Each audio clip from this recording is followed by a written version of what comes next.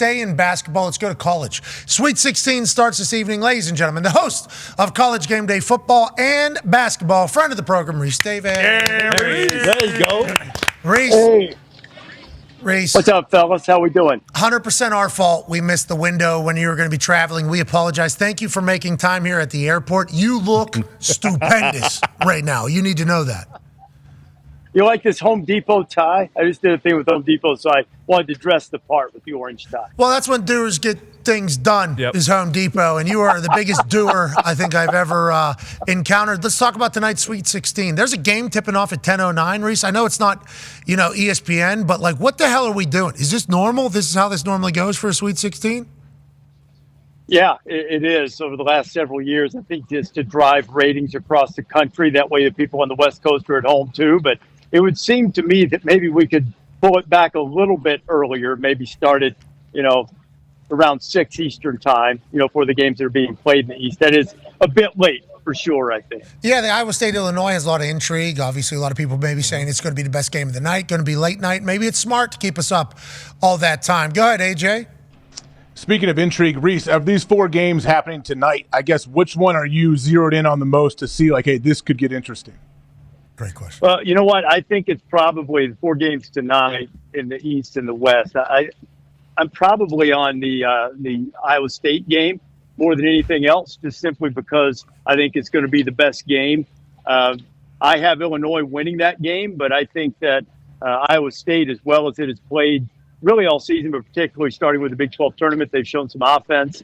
Taman Lipsey's a great star for them, so I think that's probably going to be as intriguing a game as I can imagine. Man, I know we have a rematch of the national championship game last year, but I really think UConn, especially playing close to home, will be able to roll in that game. And the other two could be solid, but that's the one I think that'll be the best game of the night. All right, let's talk about that UConn team because you said you feel like they're going to be able to roll. It seems to be what the books believe as well, 11.5-point spread here in the Sweet 16. That team is just better than everybody. I know Greeny has said he thinks that UConn could make the playoffs in the Eastern Conference of the NBA. Now, I think he's trying to make a point, obviously, just to embellish how great, UConn is. Why are they so good? And this is a repeat on deck is what we all see here?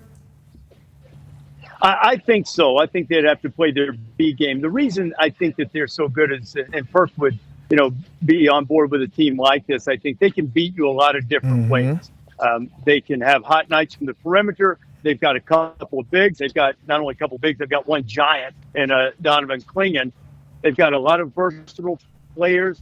Got a guy, Cam Spencer, who's just been, shooting the lights out pretty much all season. They've got versatility at several positions, and they've got depth. And, like one of their players said the other day, if the ball doesn't find you that night, oh, well, too bad. It'll find you the next night. And that's why I think, look, they're not invincible. Anybody can play poorly and lose, but I do think they're the best team. And, Rece, you know what else they have? A hell of a coach that I feel like is going to be a hell of an NBA coach one day, and Coach Hurley. That's what Perk said about this March Madness tournament. He said his coaches have been coaching their asses off in this tournament. I agree with him. Perk, let me ask you this, though. I mean, Danny I think he's the face of college basketball right now, especially if they were to win again. But there's also the disposition, which, he's a fiery dude, and he's a quirky dude. He wears the same underwear until they lose. He won't move stuff in his office if they're on a winning streak. I mean, does that play in the NBA? It does. If that's his goal. It does. It got to be the right situation with the right personnel around them, right? Tom Thibodeau is a fiery dude. Coach Finch for the Minnesota Timberwolves, he's a fiery dude. So, and it's success happening. So it just have to be the right situation. But, Rece, I want to go to Friday because I'm looking at this matchup. Does Duke stand a chance against U of H? Hey. Does they? I think they're good. I think they're going to win the game. Whoa. Oh, no, Perk. That's not good for you, Perk. Oh, no. Now, Duke has to display some toughness that a couple of times this season hasn't been manifesting.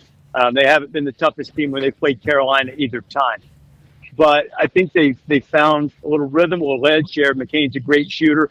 And this is more about my worry that Houston will go into some type of prolonged offensive funk than it is about me thinking Duke is great. So this is more about my concern for Houston offensively. You know what you're getting from them defensively and on the boards. I mean, they play their guts out every second of every game.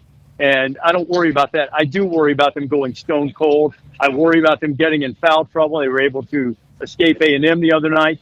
But I think Houston is probably the better team for a series, but I've got Duke for the one-shot deal here. And we hope Filipowski's still healthy. Yeah. How big of a dog he is. Yeah. We appreciate you. Travel safely, Rece. All right, buddy? All right, yeah. Ladies and gentlemen, Rece Davis. Thank you. Rece.